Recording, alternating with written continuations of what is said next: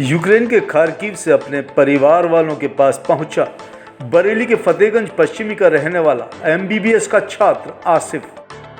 आसिफ के घर आते ही परिवार में जश्न का माहौल बन गया। परिवार वाले आसिफ को देखकर बहुत खुश नजर आए। आसिफ ने बताया, यूक्रेन में हालत बेहद खराब है। खार्किव से बॉर्डर तक पहुंचने के लिए कई किलोमीटर तक चलना पड़ा। आसिफ का कहना है, जैसे मैं अपने घर सकुशल पहुंचा हूं, उसी तरह सरकार से अनुरोध है कि सभी छात्रों को यूक्रेन से निकालने के लिए भारत सरकार कार्य करे और जो भी यूक्रेन में फंसे हुए छात्र हैं उनको उनके घर तक पहुंचाया जाए। यही भारत सरकार से मेरी अपील है। मैं मोहम्मद आसिफ, फतेहगंज वेस्ट बरेली, उत्तर प्रदेश, इंडिया का रहने वाला हूं और मैं अभी इस वक्त खार्किव शहर की खार्किव नेशनल मेडिकल यूनिवर्सिटी में 4th ईयर का छात्र हूं और मैं यहाँ नॉर्मली मेरी ज़िंदगी चल रही थी, यहाँ पर पढ़ाई चल रही थी, सब कुछ ठीक था कल तक। लेकिन कल सुबह से लगातार यहाँ पर शेलिंग हो रही है, बॉम्बिंग हो रही है, एयर स्ट्राइक चल रही है और कल सुबह से हम लोग यहाँ बिल्डिंग के नीचे इस बंकर में फंसे हुए हैं।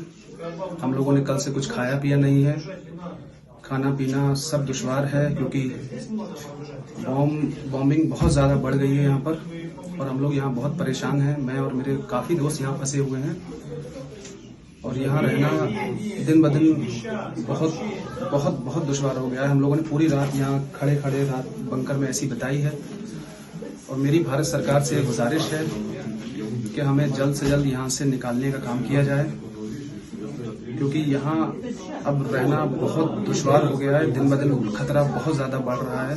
वायरल वीडियो में आसिफ अपने घर वापस आने के लिए भारत सरकार से मदद मांग रहा था और अब छात्र आसिफ अपने घर लौट आया है, जहां वो बेहद खुश महसूस कर रहा है। आसिफ ने सभी का धन्यवाद किया और बाकी के छात्रों को यूक्रेन से वापस अपने घर लाने के लिए गुहार लगाई है। देखिए, मुझे बहुत अच्छा महसूस हो रहा है अपने घर वालों के साथ में। यहाँ पर सब लोग हैं अपने मेरे, लेकिन जैसे मैं हूँ यहाँ अपने घर तक पहुँच गया हूँ।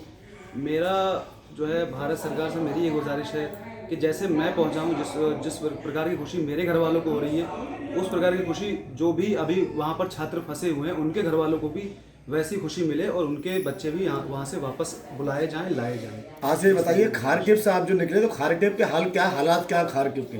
देखिए, खार्किव के हालात इस समय बहुत ख़राब हैं, बहुत ज़्यादा। वहाँ पर आए दिन लगातार दिन भर में कई ब्लास्ट हो रहे हैं, कई सारी रेजिडेंशियल बिल्डिंग को निशाना बनाया गया है और कई सारे जो भी वहाँ पर गवर्नमेंट ऑफिशियल्स के जो बिल्डिंग्स थी, सेंटर्स थे, वो सारे उड़ा दिए गए हैं। अब आप जो है क्या कहना चाहेंगे सरकार से? कुछ आप जो है सरकार का क्या कहना चाहेंगे सरकार के बारे में?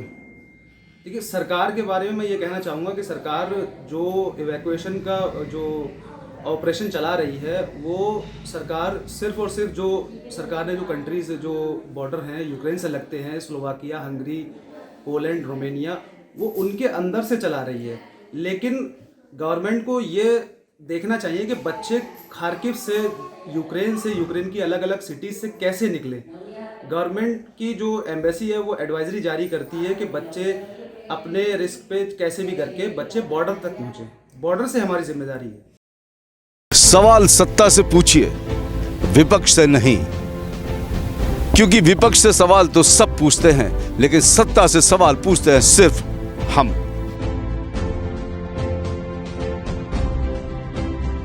तो आप देखेंगे हमारे साथ यानी एम न्यूज़ पर सिर्फ सत्ता से सवाल जो करेंगे सिर्फ आप।